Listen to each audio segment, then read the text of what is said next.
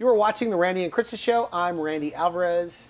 And I'm Christa Recchio, and this is news that makes you healthier, and we have an amazing guest. I was going to say an exciting guest, but an amazing guest today, Randy. We have JJ Virgin. She's very good. Celebrity nutritionist, two-time New York Times bestseller, but you know, more than all of that stuff, she's making a dramatic impact on the lives of millions of people with her book, The Virgin Diet, that focuses on food sensitivities and food intolerance and getting those out of the diet so that people can get their lives back. Yeah, you know, I've known her for 20 years. I know you have. And she was preaching this stuff back then. She's the one that got me off sugar, off of a high-carb diet, off of like overeating big amounts, and I was fooling myself. You know, she was telling me, she goes, Randy, you're not hiding under that big giant suit you're wearing. And she kind of, in our interview clip today, off camera, she told me the same kind of thing. She was kind of telling me I gotta She's lose a straight shooter. She's right. She's a straight shooter, and that's awesome to be direct, and sounds like she changed her life and was a pioneer back in the day. She definitely helped. Your interview with her. What's that? My interview with her, so you just interviewed her talking all about this. My interview is all about sugar and her next book coming out, The Sugar Impact Diet. And you know, whenever I post anything on sugar or share anything on sugar, everybody loves it because so many people have sugar addiction and so many people want to be free of that sugar addiction and the symptoms that ensue from sugar addiction. And I'm the first one to admit that I had the worst sugar addiction, and I wouldn't have found this field had I not. So, in your practice, do you find more women than men have these sugar addictions? Yes, I do. I would say it's about maybe 65-35 in terms. But a lot of guys have sugar addiction. A lot of guys are drinking sodas all the time. And women, I tend to lean on sugar a little bit more after meals and at night and things like that is what I have found. Okay, good. We're going to go right to your interview. I saw it. It's fantastic. So we'll go right to it. Anything you want to say before we start? No, let's do it. I love everything she has to say. Okay, good. We're going to go right to it. You're watching the Randy and Christa Show, news that makes you healthier. I'm Christa Recchio, and you guys, today you are in for a treat. We have two-time New York Times bestselling author and celebrity nutritionist JJ Virgin with us live in the studio to talk about sugar. JJ, I'm so happy and honored that you're here. Welcome. Oh, thank you, and I'm so excited to talk about this topic. We could talk about sugar for hours, I'm sure, and so you have this brand new, amazing book, The Sugar Impact Diet, and so that's off the heels of a really successful food intolerance book that you and Randy just talked about, The Virgin Diet. And so tell me, how did the book come to pass from The Virgin Diet? Is sugar what people are mostly struggling with? Oh my gosh. So yes, the biggest thing that came up with The Virgin Diet was, what can I do? Like, they were struggling with their addiction to sugar. What I like to say is they were either controlled by it and consumed with their cravings or just confused by it. It's like, well, wait a minute, are artificial sweeteners okay? What about stevia? What about agave, right? And I realized I have got to answer these questions because there is so much misinformation out there. There's over 50 names for sugar alone, and that's before you even get into carbs, which, as we know, carbs turn into sugar, except for the fiber part of them, right? Exactly, yeah. Oh, that's so much information. Okay, so for our viewers, let's talk about some of these 50 names, the ways to say sugar that they should look out for. Well, you know what, I think it's actually a bigger thing than that, because here's the thing. I've created a whole new way to look at sugar, and actually it's not the sugar, it's not that name, it's not that packet that's creating the problem. It's not the sugar that's the problem. That's the big takeaway. It's actually the impact of the sugar that matters. So we have this old model of looking at sugar that really needs to be blown up, because what it does is all sugar and all carbs have two fates, and only two fates. They're going to go to glucose or they're going to go to fructose, and those are very different fates, right? And we have this current way of looking at sugar called the glycemic index that really makes no sense because it only looks at glucose. And it also doesn't look at fructose. Well, hello, like we have to look at fructose, it's worse. But also doesn't take into account how much of a food we've eaten. So what I did was I created a new rating scale, a new system for looking at sugar impact based on glycemic load, which takes into account how much we're eating, and fructose. I went and looked at all these foods and how many grams of fructose are in it, and we should talk about why fructose is so bad. And then, of course, nutrient density and fiber. And instead of looking at going, okay, well, where should I look for sugar? Because it's like, well, there's added sugar, there's natural sugar, and there's carbs. You've got to take all of that into account. Confusing. Instead, I just created a rating scale, low, medium, and high sugar impact, and I teach you how to taper down from high to medium sugar impact by making simple swaps, and then transition to a low sugar impact diet, right? To get rid of all of those symptoms that we have, like gas and bloating and poor energy and cravings, and you can't lose weight, and headache, and your belly keeps expanding, to get rid of those quick, but more importantly, to really retrain your taste buds to appreciate natural sweetness, savory, and spicy, because all of this hyper sweet that we're subjected to all the time, you know, the artificial sweeteners that are 300 times sweeter than sugar, and the fructose that is sweeter than glucose, all of that just revs our sweet tooth up so that we want sweeter and sweeter and sweeter food. Yeah, let's talk about, you're basically getting us off drugs with this book, because sugar is such a powerful drug. That is such a great statement. Thank you. Yeah, and you're doing it I like how you're staging it. I believe that in my practice. You can't go cold turkey off of any drugs because you have major withdrawal symptoms. It just sets you up to fail. So they go from what they're eating now, and you have to understand the impact, because that's why we do it. We want to lose weight, we want to feel better, we want to have mental clarity. How do they go? How do you take someone in your book, like share a success story, from a high glycemic diet to the moderate? Okay, so from a high sugar impact diet, and again, you mentioned that sugar is a drug. I'm going to go as far as say, not only is it a drug, it's our #1 drug of choice. 5-year-olds aren't smoking and drinking, but they're having juice and cookies. So it is our #1 drug of choice worldwide. It is taking down our health. It is, you know, one of the leading factors in all of the major diseases, including dementia. So if you don't lose your health, you lose your mind. It is so huge. And so I was determined to figure out a way, because you can't go cold turkey. The minute you try to take someone who's used to using sugar as their fuel source and pull it out, they're going to crash, because they have to make that transition in order to be able to use stored fat for fuel. So I have a guy who I love this story, because I get this picture, and I'm just going to call him Cheesecake Jeff. I get this picture from Jeff, and it's this picture of cheesecakes. And there's cheesecakes and cheese, I mean, just like a sea of cheesecakes, every flavor of cheesecake. And there is Jeff, and Jeff is standing in the middle of the cheesecakes. And I am thinking, this is not going to end well, right? Like, this is going to be ugly. It's a double drug, cheesecake. You know, you've got dairy, gluten, and sugar. You have got the trifecta. We know that these light up the brain. Aside, and I'll go back to Jeff. Do you know that when you eat sugar, it lights up the reward center of the brain? It actually has the same effect. They did this study at the Connecticut College as morphine does, that we are as addicted to it as morphine. However, the pleasure from the Oreos was more intense. Crazy pants than morphine. Okay, so back to Cheesecake Jeff, who's standing in the middle of all these cheesecakes, and I'm thinking, oh, this is going to be bad. I'm sure I'm getting sent this picture, and I'm going to be hearing this whole story of why he felt he needed to eat cheesecakes. But it was actually a victory photo. Jeff sent me that photo because he goes, I am standing in the middle of all of these cheesecakes, and I feel nothing.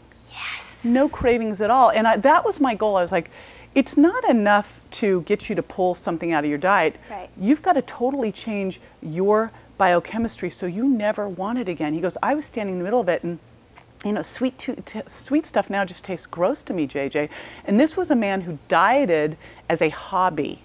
He was up as high as 377 pounds, then down to 275, then up to 345. I mean, up and down and up and down. He was pre-diabetic, high blood pressure, 9 knee surgeries, gallbladder removed, thyroid removed, used caffeine all day long, and then sleeping pills at night. I mean, he was a train wreck. He's as intense as it gets. You guys, if you're identifying with Cheesecake Jeff, you need to read this book. That's like, so, and that's the stuff that changes lives for the rest of someone's life. And that's really the point. That's the point. It's breaking free of this. This is the #1 thing taking down our health, and we are addicted to it. And the challenge is it's being snuck into places you would never imagine. Like, you know, that fat-free raspberry vinaigrette that just turned your salad into a parfait, right? I mean, the green drink that you think is so healthy, but in reality, yes, there's a little spinach in it, but first there's mango puree, and then there's bananas, and then there's grape juice, and then there's apple juice, and it's got 56 grams of sugar, and you just had 4 ice cream cones. It's amazing. And like you said, when you were talking with Randy the last time you were on our show, most people are starting their day with a milkshake and a cupcake disguised as a latte and a muffin. Right. And so I think that resonates with a lot of our viewers and a lot of America. And so it's also, would you say it's about getting honest about your habits? Well, the first thing that I have people do is test, because what you measure you can improve, and you have to look at that. So I have something called a sneaky sugar inventory, and it is all the most common medium and high sugar impact foods, so that you go through and you circle, did I eat this in the last week? Did I have pickles? Did I have marinara sauce? Did I have ketchup? Did I have chips? Did I have popcorn? Did I have rice cakes? You know, all these things that we think, oh, rice cakes, I'm skinny pop, I'm good, right? Yeah. So all these things that we think are okay, balsamic vinegar, fat-free dressings. Do you know most fat-free dressings, for each tablespoon of dressing, they have a teaspoon of sugar in them.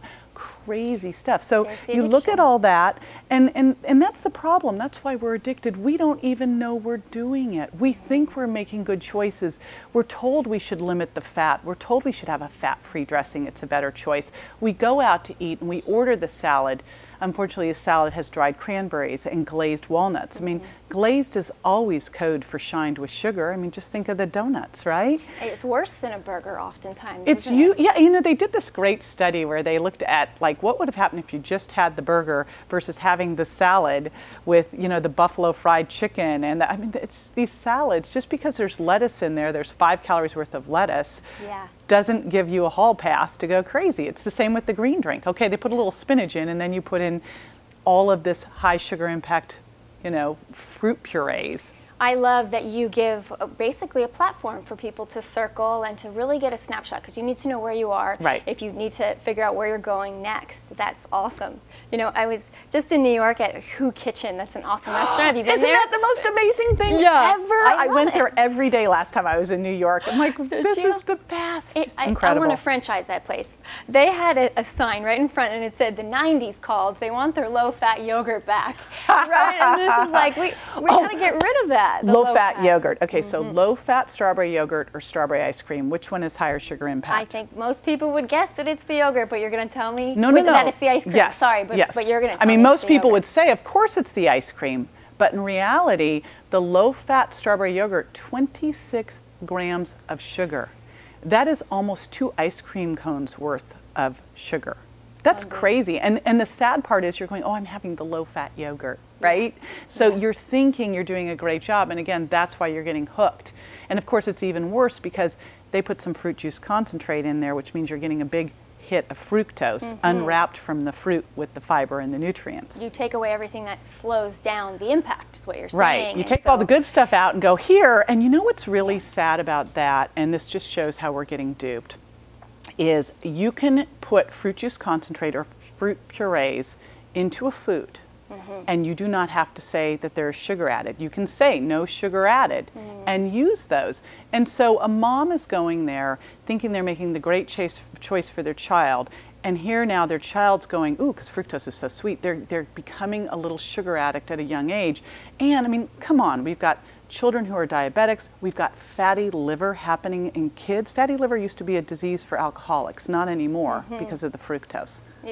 I have had several 12-year-old clients that had fatty livers. That's it's bizarre. It's bizarre, but it's ridiculous. It's time for a huge paradigm shift. It's just not acceptable. Yes. So, you know what was frustrating to me as I went through, when I made the decision I was going to take on sugar as public enemy number one, and I know I'm going to get a lot of flack for this, and I'm going for it, because we have to know about this.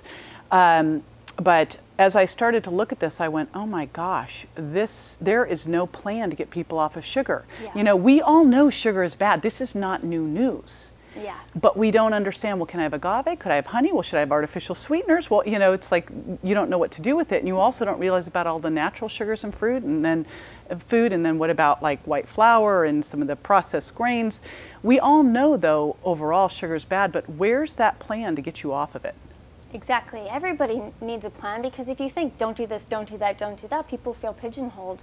But I know in this book there are so many foods that you can eat, and if you focus on what you can eat, that's what you have to do. You know, most of these programs just tell you what you have to take out. I think the first thing you must add before you take away, and especially when you have an issue, let's call this what it is. It's a drug and we're addicted to it. So are you going to say, hey, we're just going to remove this and white knuckle you in? I mean, that's why they have rehab centers. Exactly. So what are we going to do? Put everybody in a rehab center? No. So that's why it's so critical to first do that inventory, check your symptoms, see how you're doing with, you know, check in on cravings and mood and focus and energy and weight gain. So you check in on all that, you take the inventory, and then you start the tapering process. And I tell people, you may not go cold turkey.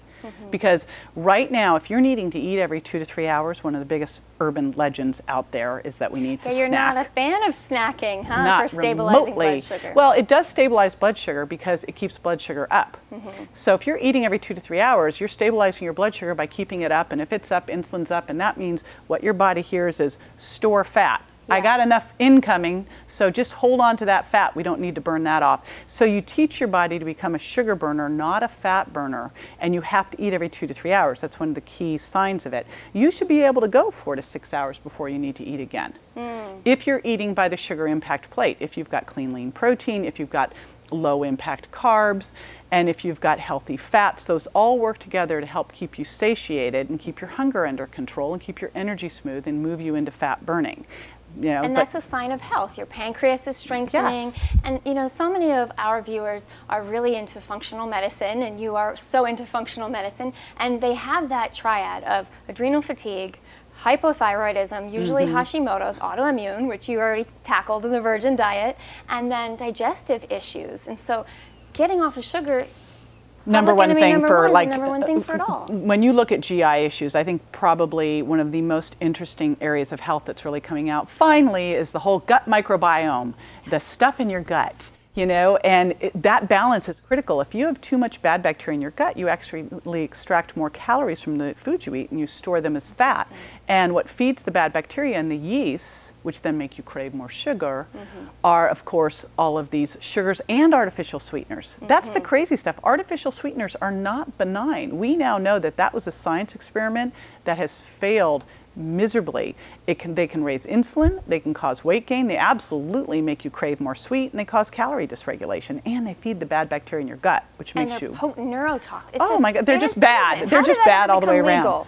You know, that's a whole nother show that there might be some politics involved with. But for now, what we're going to do is, so Sugar Impact Diet, brand new. Right? Brand new. It's brand new. Yes. I commend you. Thank you. You're changing lives left and right with this diet. Good, so you'll defend me too. Commend me and defend me. I will defend you, yes, until my last breath. I mean, I really think that if we can really get this, because we're at a tipping point with health. People, I think so. Like consumers are becoming informed. Like you say, we can't trust the packaging, and we have to learn about it. And so when you're teaching people about this in a way that's practical application to theory, you're breaking down the science, anybody can understand. All they have to do here is follow the scales, actually. I made it so easy that if you want to know all the science, you can get it. But if you just go, heck, I just want to know what to eat, which is what most people, they're just like, just tell me what to eat. Yeah. And I don't want to be hungry. Exactly. And I don't want to crave anything. Boom. So what's your final message to our viewers about sugar, and you know, they can do this? You know, for so many of us, we've been duped, myself included, and you beat yourself up. You know, you go out and you say, I'm not going to do this anymore, and that lasts about an hour, and then you beat yourself up. And really, your fat is not your fault. You've been duped by misinformation, but you can turn this around quickly in a matter of weeks by just lowering your sugar impact. I love it. JJ, you're an inspiration. Thank you so much for being here. You. You are watching the Randy and Christa show. You guys, I hope you take this information into your life. Run right out right now. Get the Sugar Impact Diet. If you want to find out more about that or about JJ, you can go to thewholejourney.com/JJ, because at The Whole Journey, we love her and we're a tribe and we're all going to support this movement. See you next time. You two were laughing and having a good time on that. It was good. That was a great interview. Good job. I can't wait for people to read her book. I love how JJ talks about things like agave. You know, that's very trendy in the health industry, but it's not a health food, and it is a high sugar food, and she's going to finally like make a huge change with artificial sweeteners, which will be great, and then the low-fat diet phase can finally die.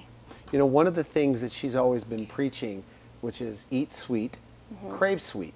Yes. So, great take-home message. So, how will you use that with your clients or the people on your program?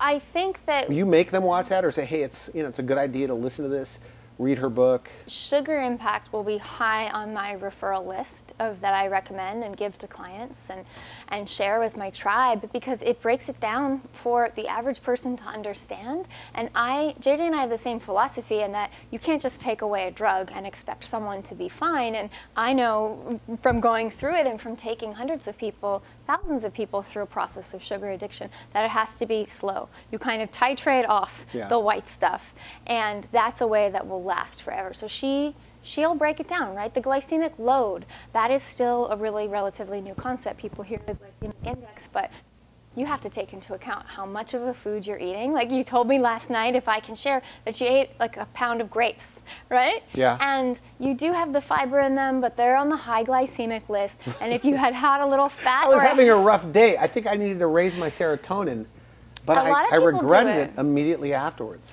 But if you had a handful of cashews or something like that, you can blunt the sugar spike. You can shift the glycemic load of that food. You probably would eat less grapes. And so she gives just a simple action plan and more like a workbook. And so I think that's awesome. So what was your, because I know that you were excited about this interview coming up with her. What was your reminder? What did she say today that you think everybody needs to implement right away? I mean, the biggest thing is where she talks about sugar being more addictive than morphine. You know, it triggers the opiate receptors within the brain. And so to drive home the point for you guys that this is serious, this is affecting our health, this is responsible for our obesity and diabetes epidemic. And to change the way you see sugar and your relationship to sugar, that's the only way that it lasts. And she's going to shift a lot of mindsets, not even nationwide, worldwide, with this book. You've seen a lot of these sugar addicts, sugaraholics, whatever you call them, that you've been able to wean off, and now they're completely, other than natural fruit, they have no sugar in their lives?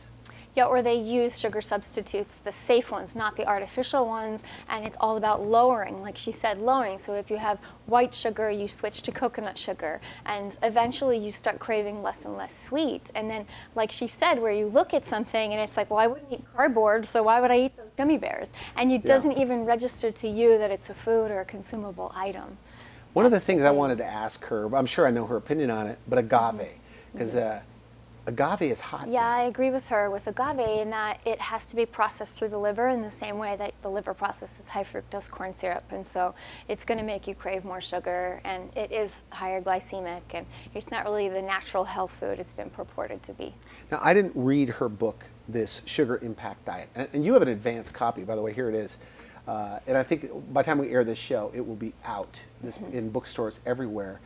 How is it different than books like Sugar Busters or books that are just the popular don't eat sugar books? Because I think nowadays for the sophisticated dieters, they know we can't have sugar. How is this different? Well, it gives you an understanding of exactly what's happening in your body, and it's a workbook. It's you can have all the theory about why it's bad, but you need this action plan, step by step, to be guided, and that's what Sugar Impact Diet is. And so if you have any questions, it's a go-to, and it's something you can rely on to make tangible shifts in your health. Do you remember that she was talking about Cheesecake Jeff and how he now no longer even looks at that? He would never even eat a piece of cheesecake. And so I think that you guys, you read this book as a sugar addict, you read the book as a sugar addict, you leave the book with freedom from sugar, not just trying to take away sugar or trying to not eat it.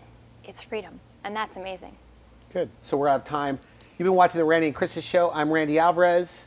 I'm Christa Orecchio. This is news that makes you healthier, and thank you so much for watching.